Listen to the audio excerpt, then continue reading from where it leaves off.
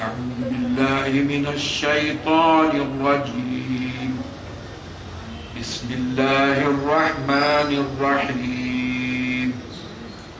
ياسين والقرآن الحكيم إنك لمن المرسلين على صراط مستقيم تنزيل العزيز الرحيم لتنذر قوما ما أنذر آباؤهم فهم غافلون لقد حق القول على أكثرهم فهم لا يؤمنون إنا جعلنا في أعناقهم أغلالا فهي إلى الأذقان فهم مقمحون وجعلنا من بين أيديهم سدا ومن خلفهم سدا فأغشيناهم فهم لا يبصرون وسواء عليهم أأنذرتهم أم لم تنذرهم لا يؤمنون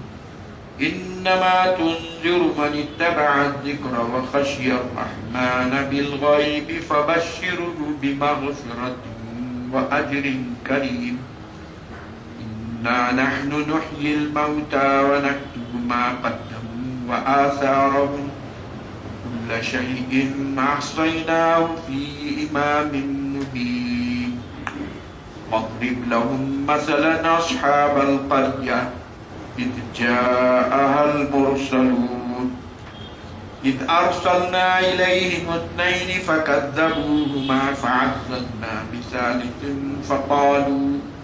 فقالوا إنا إليكم مرسلون قالوا ما أنتم إلا بشر مثلنا وما أنزل الرحمن من شيء إن أنتم إلا تكذبون قالوا ربنا يعلم إنا إليكم لمرسلون وما علينا إلا البلاغ المبين قالوا إنا تطيرنا بكم لئن لم تنتهوا لنرجمنكم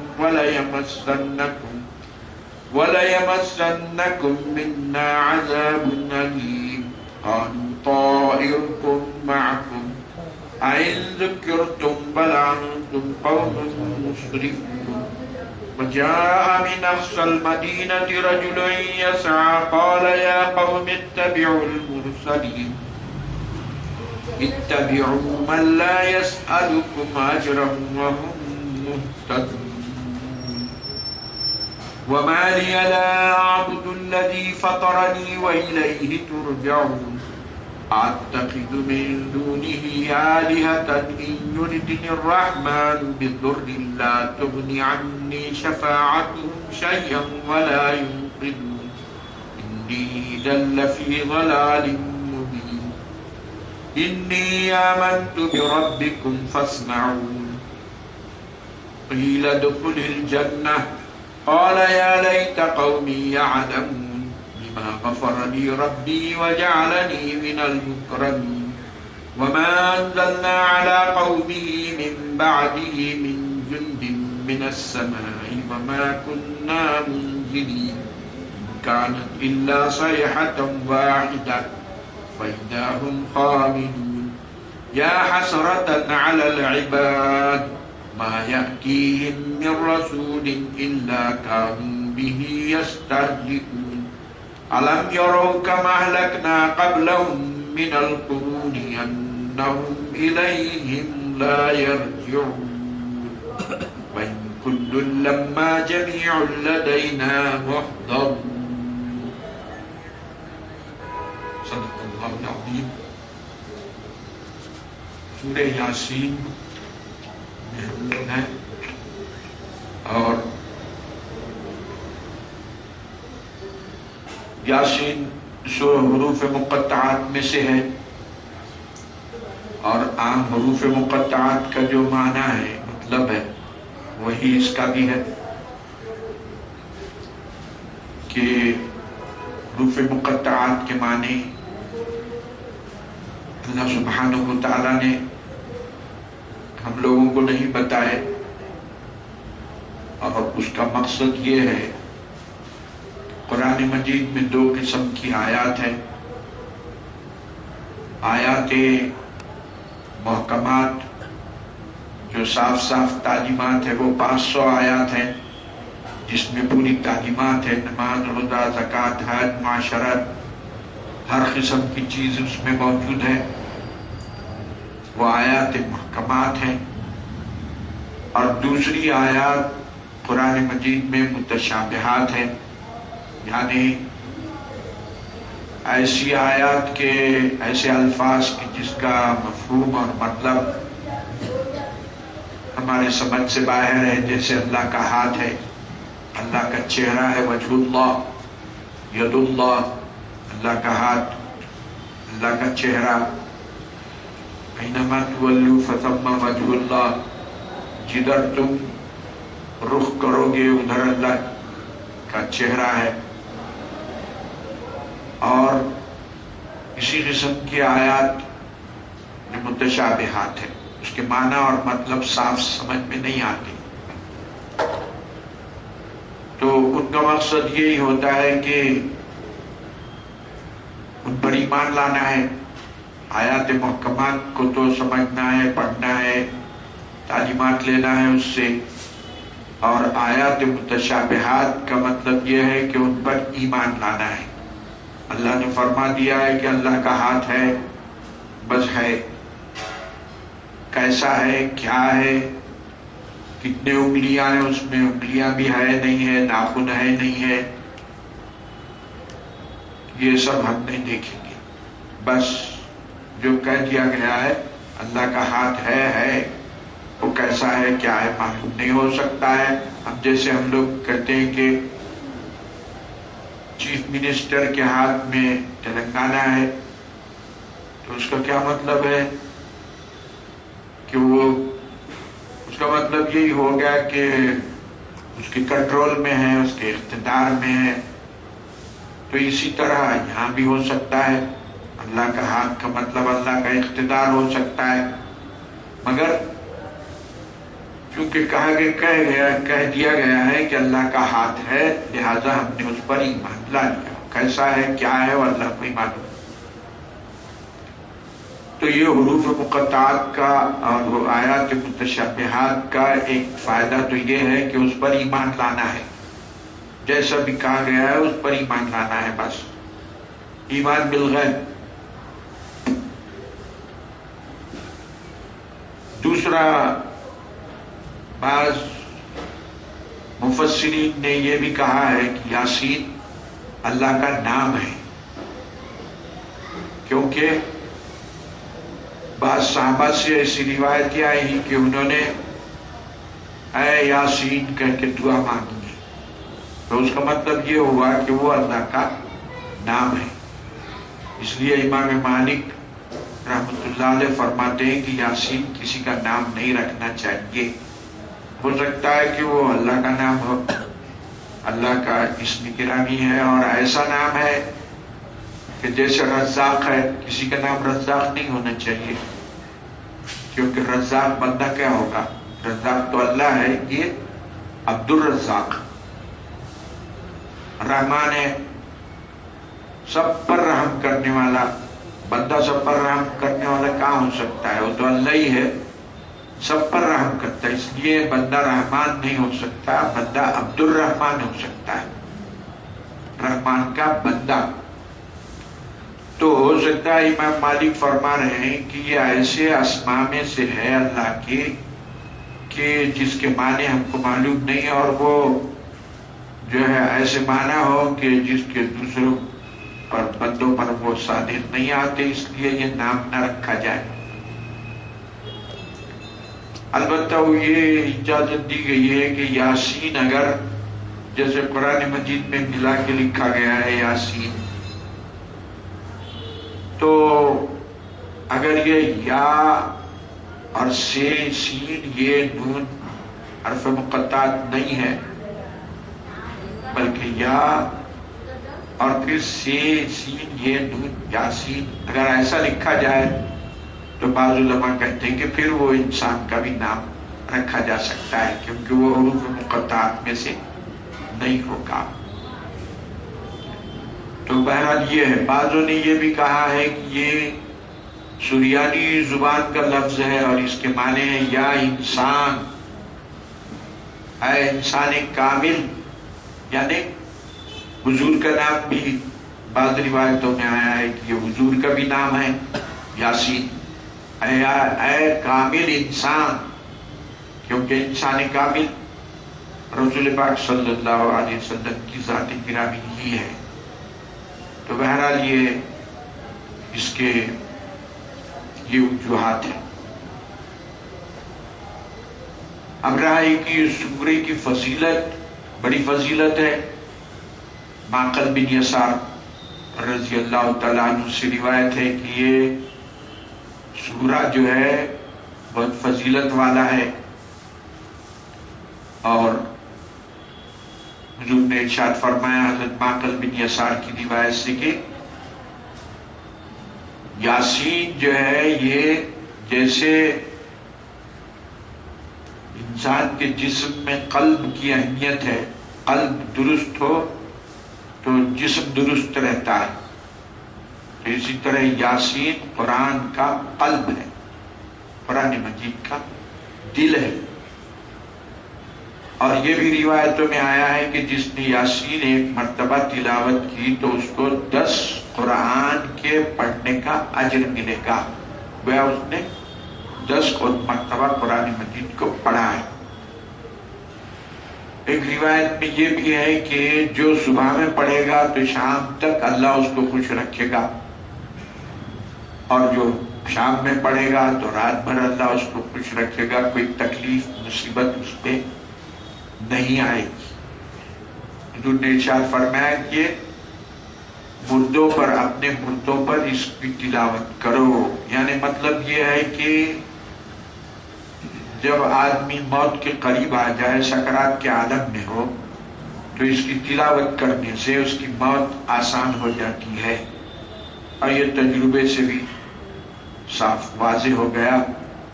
ہم کو بھی ایک مرتبہ اس تجربہ ہو گیا کہ اپنے رشتہ داروں میں انتقال نہیں ہو رہا تھا، بڑی تکلیف میں تھے وہ، تو ہم پہنچے اور سورہ یاسین تلاوت کے لیے ختم ہو رہا تھا، ان کی روح برباد ہو گئی.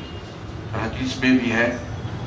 اور مردوں پہ پڑھو کا مطلب یہ کہ ثواب پہنچاؤ کی بات بھی ہو سکتی ہے کہ یاسین پڑھو اور اس کا ثواب پہنچاؤ. یہ بھی کہا گیا ہے کہ جس مقصد کے لیے یاسین پڑھا جاتا ہے وہ مقصد اللہ تعالیٰ پورا کرتے ہیں. تو آپ کے کوئی کام نہیں ہو رہا ہے، یاسین پڑھیے، اللہ سے دعا کیجیے، تو انشاءاللہ وہ کام آپ کا بن جائے گا. اس کے نام بھی 2-4 آئے ہیں. ایک نام تو اس کا یاسین ہے اس سورے کا، دوسرا نام اس کا عظیمہ ہے، یعنی ایک بڑی سورت. ایک نام اس کا جو ہے تورات میں معمہ آیا ہے. معمہ کے معنی رحمتوں اور برکتوں کو عام کرنے والی سورت. ایک نام اس کا مدافعہ آیا ہے، یعنی یہ سورت جو ہے پڑھنے والے سے بلا آفتوں کو دفع کرتی ہے. بڑے فائدے ہیں اس کے. مدافعہ، معمہ، عظیمہ اور یاسین، اتنے نام اس کے آئے ہیں، اتنے فائدے اس کے ہیں.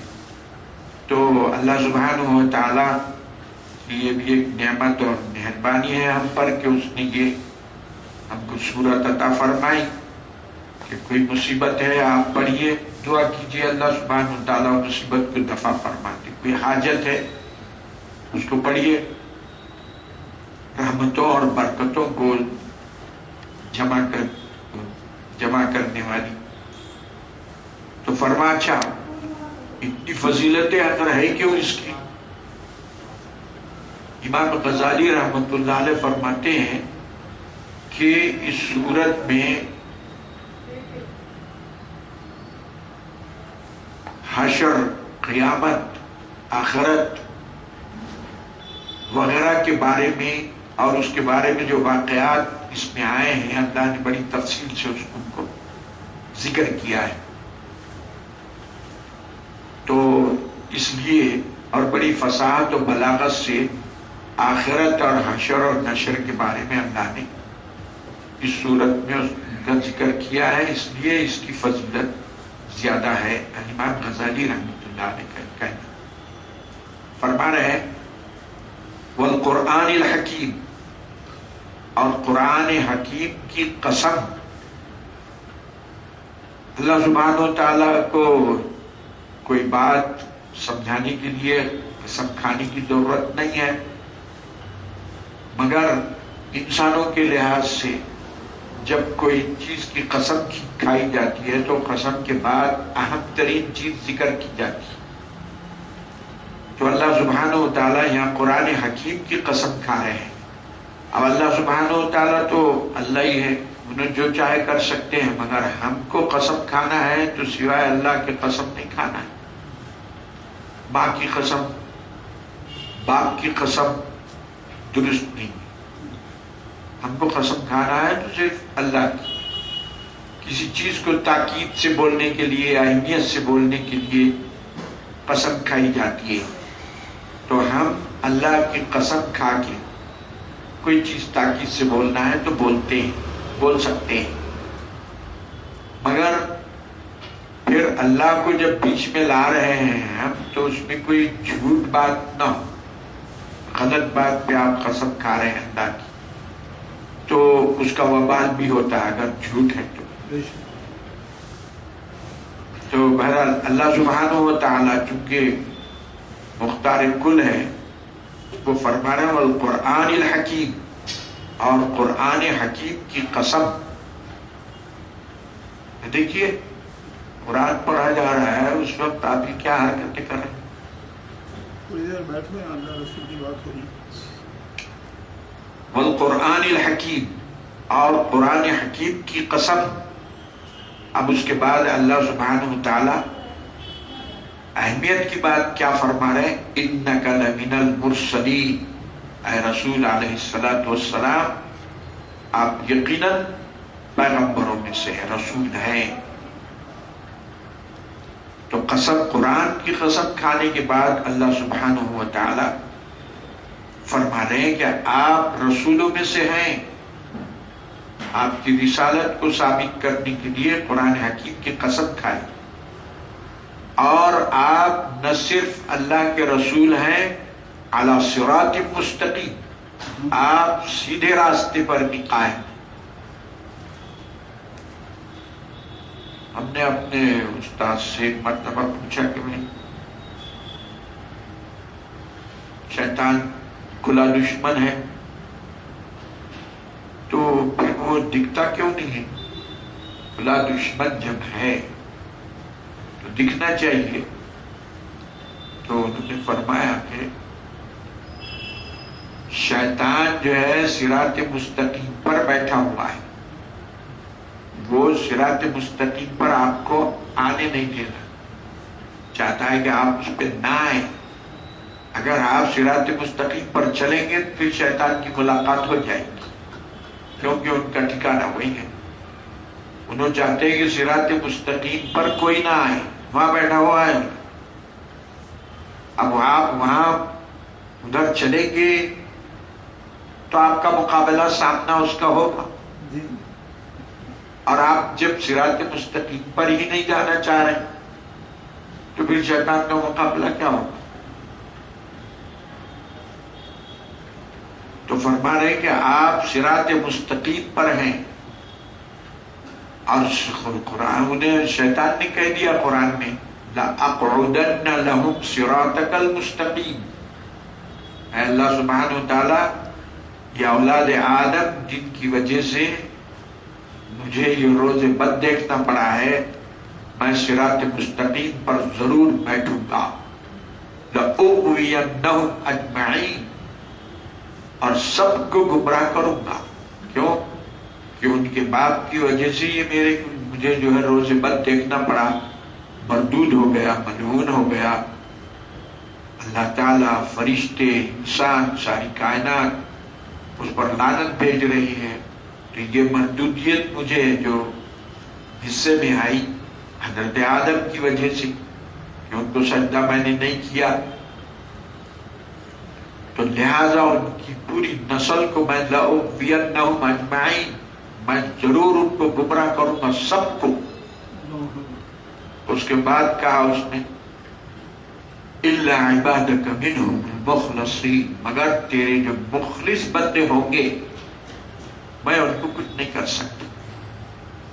دیکھیے آپ اخلاص کا راستے سے آ جائیں گے تو پھر شیطان بھی کچھ نہیں کرے گا، اور اگر ہم ریاکاری کے راستے پہ چلیں گے تو پھر شیطان کا داؤد چلے گا.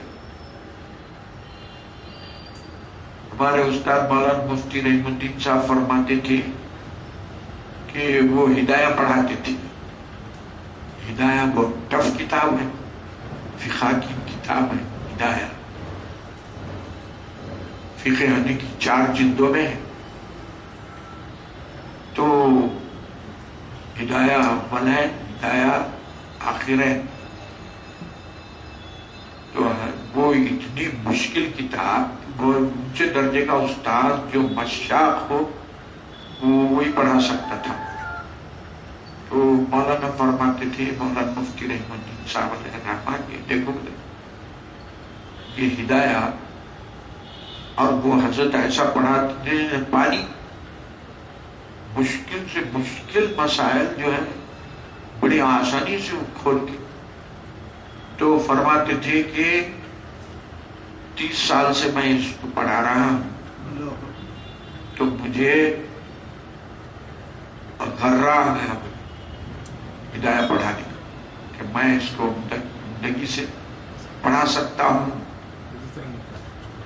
تو اس کے بعد فرمانے لگے کہ کیا عالم ہوگا اس کا کہ حضرت آدم سے اس کو گمراہ کرنے کا تجربہ ہے. 30 سال کے تجربے میں ہمارا یہ عالم ہے، تو اس کو تو حضرت آدم سے گمراہ کرنے کا تجربہ ہے.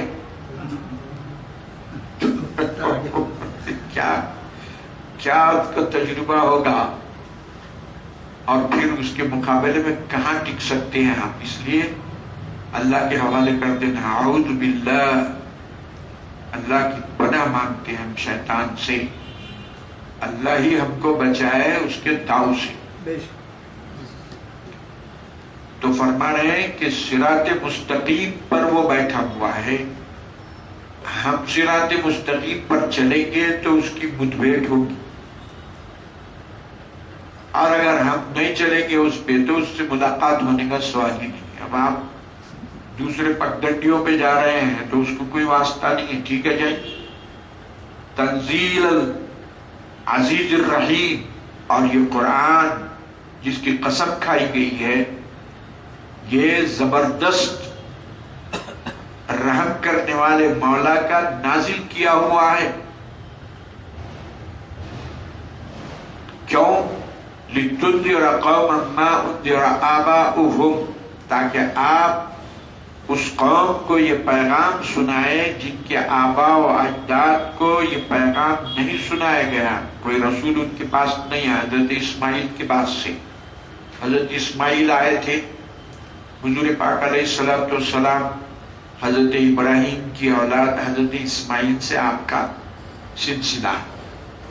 تو حضرت اسماعیل کے بعد عربوں میں کوئی نبی نہیں آیا، حضوری تشریف لائے. تو اس لیے ان کو بولے، گرچہ کہ پیغام رسالت دوسرے نبیوں کا عربوں کو بھی پہنچا، مگر ڈائریکٹ نبی کے ذریعے نہیں پہنچا، بلکہ نبی کے نائبین وغیرہ ان کو پہنچائے. لِتُنذِرَ قَوْمًا، تاکہ آپ ڈرائیں ایسی قوم کو، مَا أُنذِرَ آبَاؤُهُمْ، کہ ڈائریکٹ ان کو کوئی نبی کے پاس نہیں بھیجے گئے. فَهُمْ غَافِلُونَ، اور یہ قوم غافل ہے.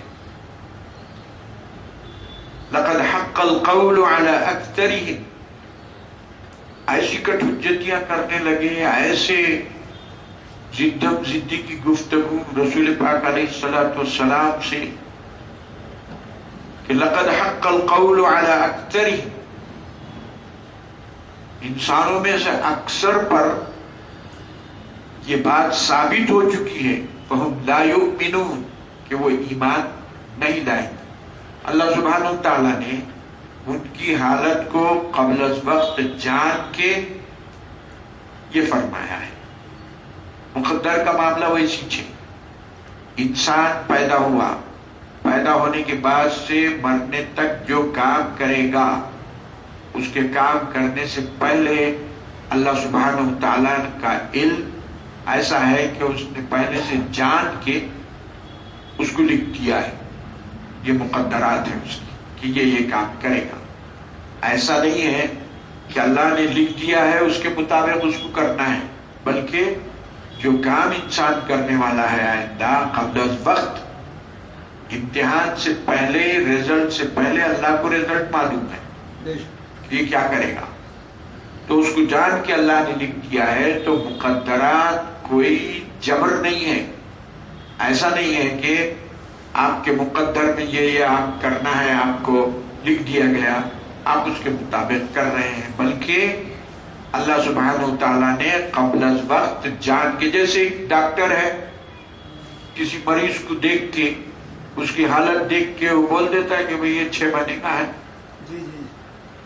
تو اب مریض اگر 6 مہینے میں مر گیا تو آپ ڈاکٹر کا گلا نہیں پکڑیں گے جا کے، کیوں آپ نے کہہ دیا جناب 6 مہینے میں مرے گا لہذا وہ مر گیا۔ ارے بھائی اس کی حالت دیکھ کے میں نے، تو ڈاکٹر جیسے 6 مہینے پہلے، 6 سال پہلے جو پریڈکشن کر رہا ہے، پیش گوئی کر رہا ہے اپنے علم کی وجہ سے، اللہ سبحانہ وتعالیٰ نے انسان کے مقدرات کو، انسان کے اعمال کو جو کرنے والا ہے قبل از وقت جان کے لکھ دیا ہے۔ اور ڈاکٹر کا علم تو پھر بھی ناقص ہے، ہو سکتا ہے کہ 6 مہینے میں نہیں، وہ 2 مہینے میں ہی مر جائے یا 6 سال کے بعد مر جائے۔ ڈاکٹر کا علم تو غلط بھی ہو سکتا ہے، لیکن اللہ کا علم غلط نہیں ہو سکتا، یہ ہے مقدرات۔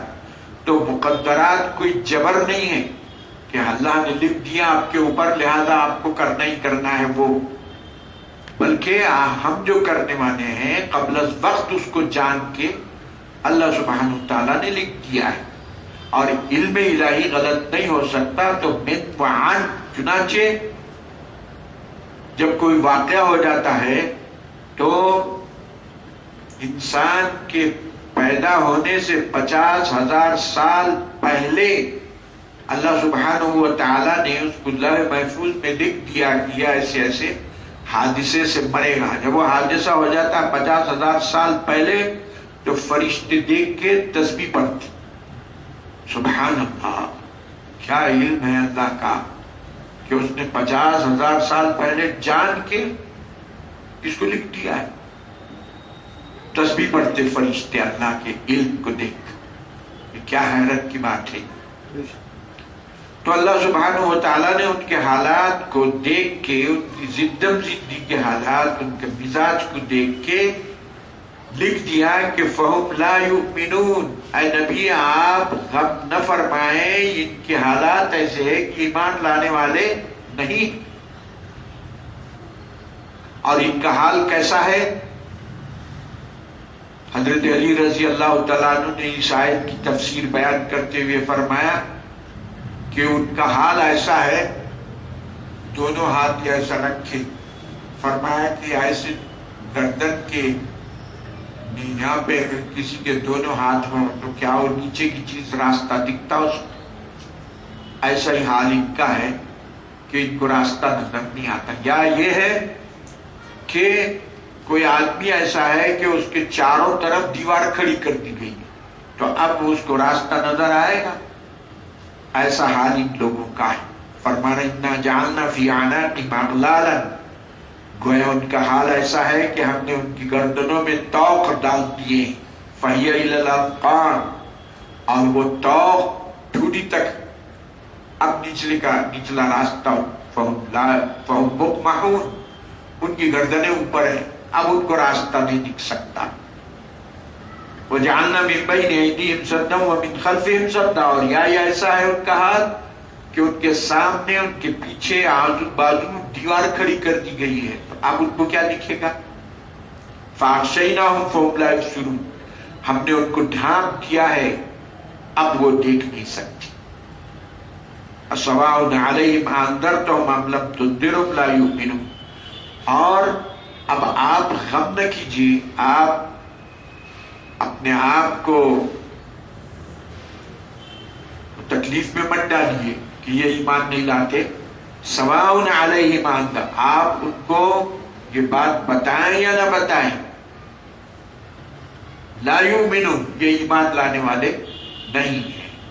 انما تنذر من اتبع الذکر وخشی الرحمن بالغیب۔ ہاں، آپ تو اس کو ڈرا سکتے ہیں، آپ اس کو پیغام پہنچا سکتے ہیں، آپ اس کو بتا سکتے ہیں۔ من اتبع الذکر، جس نے قرآن کی اتباع کی، جو آپ کو سننا چاہ رہا، آپ کی اتباع کرنا چاہ رہا ہے، اس کو آپ سمجھا سکتے ہیں۔ وخشی الرحمن بالغیب، اور باوجود رحمان کو نہیں دیکھنے کے اس کی ڈر اور خوف رحمان کا اس کے دل میں ہے، ایسے کو آپ ہدایت دے سکتے ہیں، ایسے کو آپ رہنمائی فرما سکتے ہیں۔ فَبَشِّرْهُ بِمَغْفِرَةٍ وَأَجْرٍ، اور پھر ایسے کو آپ بشارت دیجئے مغفرت کی اور اجر عظیم کی۔ إِنَّا نَحْنُ نُحْيِي الْمَوْتَى وَنَكْتُبُ مَا قَدَّمُوا وَآثَارَهُمْ وَكُلَّ شَيْءٍ أَحْصَيْنَاهُ فِي إِمَامٍ مُبِينٍ۔ ہم ان کو چھوڑ دیجئے، یقیناً ہم، وہ انکار کر رہے تھے مرنے کے بعد آدمی کیسا زندہ ہوتا ہے، ایک آدمی مر گیا آپ کیسا اٹھتا ہو، ایک آدمی قبر میں جا کے جو ہے مٹی پتھر ہو گیا ہے، ہڈی پسلی ختم ہو گئی اس کی، وہ مٹی بن چکا ہے، اب کیسا زندہ ہوتا ہو، اس کو جو ہے عجیب سمجھتے تھے، انکار کرتے تھے۔ تو اللہ فرما ہے تاکید کے ساتھ، یقیناً ہم مردوں کو زندہ کریں گے۔ وَنَكْتُبُ مَا قَدَّمُوا، اور وہ تمام اعمال جو انہوں نے اپنے آگے بھیجے ہیں، جو زندگی میں کام آدمی نے کیا ہے وہ اپنے آگے بھیجتا ہے اس کو۔ وَآثَارَهُمْ، اور ان کے اعمال کے آثار، جیسے کوئی ظالمانہ قانون بنا کے چلے گیا، اب وہ قانون کے تحت جتوں کو سزا ہوگی تو اس کا جو سزا کا اس کا جو وبال ہے وہ قانون بنانے والے پر بھی ہوگا۔ کیوں؟ جو اس نے حرکت ایسی کی ہے۔ مقدموں، جو اعمال انہوں نے کیے، وہ آثاروں، اور ان کے ایسے اعمال جن کے نشانیاں پیچھے چلی گئی، چھوڑ دیا۔ یا جیسے قرآن مجید پڑھا کے گیا، پوری زندگی قرآن مجید پڑھاتا رہا، قرآن مجید سمجھاتا رہا، سمجھے نہیں، نیکی کے کام کرتا رہا، تو اس کے آثار جو ہے وہ بھی ہم لکھیں گے۔ خود قرآن مجید پڑھتا تھا وہ تو ہوگا ہی ہوگا، قرآن مجید دوسروں کو سکھاتا تھا، تو وہ جتنے سیکھیں گے، پڑھیں گے، لکھیں، سکھائیں گے دوسروں کو، اس کا اجر اس کو بھی ہوگا۔ کل شیء احصیناہ فی امام مبین، اور کہہ دیجیے ان کو کہ ہر چیز ہم نے لوح، امام مبین کا مطلب لوح محفوظ، امام ہر اس چیز کو کہتے ہیں جو رہنمائی کرتی ہو۔ مبین کا مطلب یہ ہے کہ کھلی کھلی واضح ہے کتاب، اس میں کوئی پیچیدگیاں نہیں ہے۔ قرآن مجید جو ہے اللہ کی ایسی کتاب ہے، اس کی تعلیمات صاف صاف ہے، اس میں کوئی نکات ڈھونڈنے کی ضرورت نہیں ہے، تعلیمات سیدھے سیدھے۔ اب اس کے بعد اللہ سبحانہ و تعالی پچھلے قوموں کے واقعات، ایک گاؤں قریہ کے واقعات بتا رہے ہیں کہ اس کے رہنے والوں نے کس طرح نبیوں کی تکذیب کی، نبیوں کا مذاق اڑایا، نبیوں کو ستایا، حتیٰ کہ نبیوں کو قتل کیا، ان کا کیا حشر ہوا اور کیسے ہوا، وہ تفصیل سے اللہ سبحانہ و تعالیٰ بیان فرما رہے ہیں کہ وَاضْرِبْ لَهُمْ، اور ان کافروں کو، ان مخالفین کو، آپ کا مذاق اڑانے والوں کو، آپ کی بات نہیں ماننے والوں کو، ایک گاؤں والوں کا قصہ بیان فرمائیے کہ کیا ہوا ان کا، انہوں نے تمہارے جیسے وہ بھی ضدی کرنے والے تھے، حق کو نہیں ماننے والے تھے، ان کا کیا حشر ہوا ہے دیکھیے. اذ جاء المرسلون، کہ اس گاؤں میں، اس آبادی میں، مفسرین نے لکھا کہ وہ انطاکیہ نام کا ایک آبادی تھی اور اچھا شہر تھا، ہرا بھرا، ملک شام کا آج بھی وہ ہے انطاکیہ. اور عیسائی جو لوگ ہیں ان کے ایک شہر انطاکیہ، دوسرا رومیہ، اور تیسرا اسکندریہ، اور چوتھا جو ہے قدس، بیت المقدس، یہ ان کے مرکز رہے ہیں، مقدس.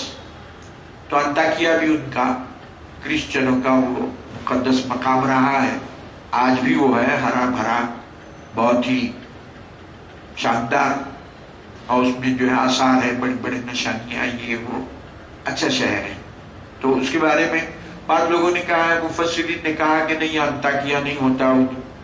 اللہ سبحانہ و تعالیٰ نے یہ بیان نہیں کیا ہے کہ انطاکیہ ہے. اللہ تعالیٰ فرما رہے ہیں ایک گاؤں. قرآن مجید جغرافیہ کو اہمیت نہیں دیتا کہ وہ گاؤں کون سا ہے، کیا ہے، کدھر ہے. اس واقعے سے جو نصیحت اور عبرت ہونا ہے اس کو اہمیت دی جاتی ہے. وہ گاؤں ہے، کتنے سال پہلے کا واقعہ ہے، اسٹیٹسٹکس کیا ہے اس کے، اس کو اہمیت نہیں دیتا. قرآن صرف عبرت اور نصیحت کی بات کو اہمیت دیتا ہے. تو فرما رہے ہیں کہ ایک گاؤں تھا، اذ جاء المرسلون، اس گاؤں والوں کے پاس پیغمبر آئے. 2 پیغمبر اللہ نے ان کو وہاں بھیجا. وہ ضدی کرنے والے تھے، بڑے ہٹ دھرم تھے. 2 نبی اللہ تعالیٰ نے وہاں بھیجے. اذ ارسلنا الیہم اثنین، جبکہ ہم نے ان کے پاس 2 نبی بھیجے. فکذبوہما، جھٹلایا ان کو، بولے آپ نبی نہیں، جھوٹے ہیں آپ لوگ، نبیوں بھی کچھ بھی نہیں. فعززنا بثالث، تو ہوا یہ کہ اس آبادی میں یہ 2 نبی جب گئے تو انہوں نے دعوت کو پیش کیا، توحید کو، اللہ کے پیغام، تو انہوں نے جھٹلایا. فقالوا انا الیکم مرسلون، نبیوں نے کہا کہ بھائی ہم رسول ہیں، آپ لوگوں کے پاس بھیجے گئے اللہ کی جانب سے. قالوا ما انتم الا بشر مثلنا، وہ کیسا ہوتا، آپ جو ہے ہمارے جیسے آدمی ہیں، کان، ناک، آنکھیں سب ہمارے جیسے، آپ لوگوں کے کھانا بھی کھا رہے ہیں آپ ہمارے جیسا، ہمارے جیسا جی رہے، آپ کے بھی بال بچے ہیں وہ، تو آپ رسول کیسا ہوتے. قالوا ما انتم الا بشر مثلنا، سمجھے نہیں، رسول تو بشر ہی ہوتے ہیں، لیکن بشر میں افضل ترین بشر ہوتے ہیں، سمجھے. اب آپ جو ہے اگر رسول کو بشر بطور توحید کہیں گے تو وہ ایمان کے خلاف، نعوذ باللہ اگر کہیں گے توحید کے طور پر. لیکن اگر بطور تذکرہ کہیں گے یہ بھی اللہ کے بندے ہیں اور بشر میں سے ہے، کوئی جنوں میں سے نہیں ہے، یہ فرشتوں میں سے نہیں ہے، تو ایسا کہنے میں کوئی حرج نہیں ہے. تو انہوں نے بطور توحید کہا، قالوا ما انتم الا بشر مثلنا، کہ آپ ہمارے جیسے آدمی ہیں، آپ نبی کیسے ہوتے، رسول کیسا ہوتے آپ. وما انزل الرحمن من شیء، اور کوئی دلیل بھی نہیں ہے کہ آپ نبی ہیں، بلکہ اللہ نے کوئی کلام بھی نہیں اتارا. ان انتم الا تکذبون، آپ لوگ جھوٹ بول رہے ہیں. قالوا ربنا يعلم انا الیکم لمرسلون، انہوں نے کہا، دیکھیے جھوٹ بول رہے ہیں، جھوٹے بول رہے ہیں نبیوں کو، لیکن نبی کا جواب دیکھیے. قالوا ربنا يعلم، انہوں نے کہا ہمارا پروردگار بہتر جانتا ہے کہ یقیناً ہم تمہاری طرف رسول بنا کے بھیجے گئے ہیں. جھوٹ بول رہے، جھوٹے بول رہے ہیں. نبیوں کا جواب دیکھیے کتنا ٹھنڈا ہے. وما علینا الا البلاغ المبین، ٹھیک ہے آپ لوگوں کی مرضی ہے، ہمارا کام تو بات پہنچا دینا ہے، ہم پہنچا دی. قالوا انا تطیرنا بکم. اب ہوا یہ کہ ان کے نافرمانی کی وجہ سے، نبیوں کو جھٹلانے کی وجہ سے اللہ نے وہاں قحط ڈال دیا. قحط آ گیا. کہنے لگے یہ قحط تمہاری وجہ سے آیا، تمہاری نحوست کی وجہ سے یہ قحط آ گیا ہے. لئن لم تنتہوا لنرجمنکم. اگر آپ لوگ اپنی اس دعوت اور تبلیغ سے، توحید کا پیغام پہنچانے سے باز نہیں آتے ہیں، ہم پتھراؤ کریں گے تم پر. دیکھیے ہر زمانے کے کفار کی یہی لینگویج ہے. اب دیکھیے آج بھی جو لینگویج استعمال ہو رہی ہے اہل ایمان کے خلاف، ہم تم کو انڈونیشیا کے سمندر میں ڈبو دیں گے. یہ پہلے ان کے بڑے کہہ چکے ہیں، ہم سمندر میں ڈبو دیں گے تم کو، مسلمانوں کو سمندر میں انڈونیشیا کے ہم ڈبو دیں گے. بول رہے کھلے عام بول رہے، کوئی راز کی بات بھی نہیں ہے، کھلے عام بول رہے. لنرجمنکم، تو ہر زمانے کے کافروں کی یہی لینگویج رہی ہے. وَلَيَمَسَّنَّكُم مِّنَّا عَذَابٌ أَلِيمٌ. اور کوئی معقولیت نہیں، کھلا دستور کے خلاف بات کر رہے ہیں.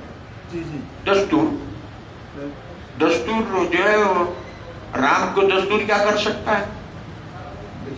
دستور رام کو کیسا ہٹا سکتا ہے؟ وَلَيَمَسَّنَّكُم مِّنَّا عَذَابٌ أَلِيمٌ.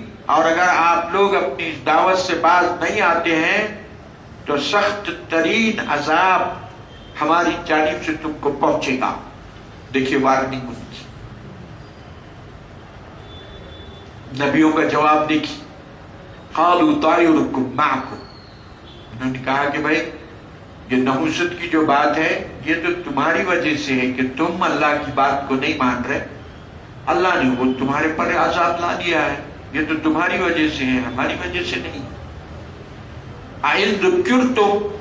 ارے بھائی تم کو تو ہم نصیحت کی بات کر رہے ہیں، ہم بول رہے ہیں کہ خدا کو مانو، خدا ایک ہے، اللہ ایک ہے اور اس کا کوئی شریک نہیں ہے. اور ہم تو یہ اچھی بات کر رہے ہیں، نصیحت کی بات تم کو کر رہے ہیں. بل انتم قوم مسرفون. حد سے زیادہ تجاوز کی بات تو تم کر رہے ہو، ہم کیا کر رہے ہیں. وجاء من اقصى. اب جناب علی اور نبیوں کو تنگ کرنا شروع کر دیے. روایتوں میں آتا ہے کہ ان کو جیل میں ڈال دیے. بادشاہ بھی تھا اس وہاں پہ، وہ جیل میں ڈال دیے، قید کر دیے. تو اللہ سبحانہ و تعالیٰ نے تیسرے رسول بھیجا ان کے پاس. وہ دونوں کو جب جیل میں ڈال دیے، قید کر دیے، تو اللہ نے تیسرے رسول کو ان کے ساتھ بھیجا. اب وہ تیسرے رسول کے ساتھ بھی وہی شمعون ان کا نام تھا. اور پہلے جو دو آئے تھے، ایک کا نام صادق اور دوسرے کا نام صدوق، بعضوں نے یہ نام بتائے ہیں. وجاء من اقصى المدینہ. اب ہوا یہ کہ ایک شخص جو ہے جو سمجھدار تھا، وہ شہر کے کونے سے آیا. وجاء من اقصى المدینہ رجل. 12 میل دور رہتا تھا. اس کو جب معلوم ہوا کہ رسولوں کے ساتھ یہ برتاؤ کر رہی ہے قوم، تو وہ دوڑتے ہوئے آیا. وہ اہل ایمان میں سے تھا. قال یا قوم اتبعوا المرسلین. آ کے اس نے کہا کہ ارے بھائی یہ جو رسول بتا رہے ہیں ان کی اتباع کرو. اتبعوا من لا يسألكم اجرا وهم مهتدون. اور پھر کیا ہے، انہوں آپ سے کوئی فیس بھی نہیں مانگ رہے. انہوں جو کام کر رہے ہیں اس کی فیس آپ سے لے رہے ہیں. کیا لاؤ پیسے، جیسے ہم لوگ جو ہے کسی کو قرآن پڑھاتے پیسے لاؤ، ٹیوشن لے. ہم لوگ وہی کرتے ہیں. سمجھے قرآن کا سمجھے نہیں. کوئی مقرر جو ہے باہر سے آتا نہیں، اس کے وہ اخراجات ہونا ہے 1.5 لاکھ 2 لاکھ ریت کا کرایہ یہ وہ. اس کے بعد انہوں آتے اور پھر آ کے انہوں ایسی بات کرتے کہ مسلمانوں میں تفرقہ ہو، ٹکڑے. اور پھر وہ فیس کے بغیر آتے نہیں انہوں. اور بڑے نخرے رہتے ان کے، پھر ایسا ہونا ویسا ہونا، قیام و تام ایسے رہنا، اور گاڑی ایسی ہونا. وَاتَّبِعُوا مَن لَّا يَسْأَلُكُمْ أَجْرًا وَهُمْ مُهْتَدُونَ. ارے بھائی اتباع کرو ایسے آدمی کی جو تمہارے سے کوئی اجرت نہیں مانگ رہا، اور جبکہ انہوں ہدایت کے راستے بھی. وَمَا لِيَ لَا أَعْبُدُ الَّذِي فَطَرَنِي وَإِلَيْهِ تُرْجَعُونَ. اور مجھے کیا ہو گیا ہے کہ جس مالک نے مجھے پیدا کیا ہے، میں اگر اس کی عبادت کر رہا ہوں تو کیا ہوا؟ وہ تو ہونا ہی چاہیے نا. اور پھر سب تم کو بھی اس کی طرف جانا ہی ہے. أَتَّخِذُ مِن دُونِهِ آلِهَةً. کیا ایسے مالک کو جس نے مجھے پیدا کیا اس کو چھوڑ کے میں دوسروں کی عبادت کروں؟ ایسا کیسا ہو سکتا ہے؟ يُرِدْنِ الرَّحْمَنُ بِضُرٍّ لَا تُغْنِ عَنِّي شَفَاعَتُهُمْ. اور پھر اگر مولا مجھے نقصان پہنچائے، ضرر پہنچائے، تو کوئی اس ضرر کو دور نہیں کر سکتا. اور یہ تمہارے بت جس کی تم عبادت کر رہے ہو یہ کچھ کر سکتے ہیں؟ وَلَا يُنْقِذُونَ. یہ بچا بھی نہیں سکتے. إِنِّي إِذًا لَّفِي ضَلَالٍ مُّبِينٍ. ایسی صورت میں یقیناً اگر میں نے ایسا کیا تو میں گمراہی میں رہوں گا. إِنِّي آمَنْتُ بِرَبِّكُمْ فَاسْمَعُونِ. بھائی میں نے تو ایمان لا لیا ہے، سن لو کان کھول کے کہ نبیوں پر میں نے ایمان لا لیا ہے. اب جناب اس پر ٹوٹ پڑے.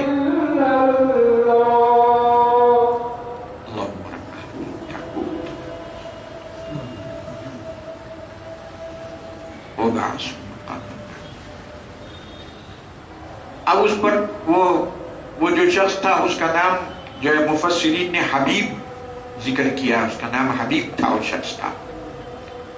تو اس پر ٹوٹ پڑے اور اس کو کھدل کے جو چڑھ رہا نا لنچنگ، اس کو دبا کے دبوچ کے کھدل کے پتھرے مار کے ختم کر دیا.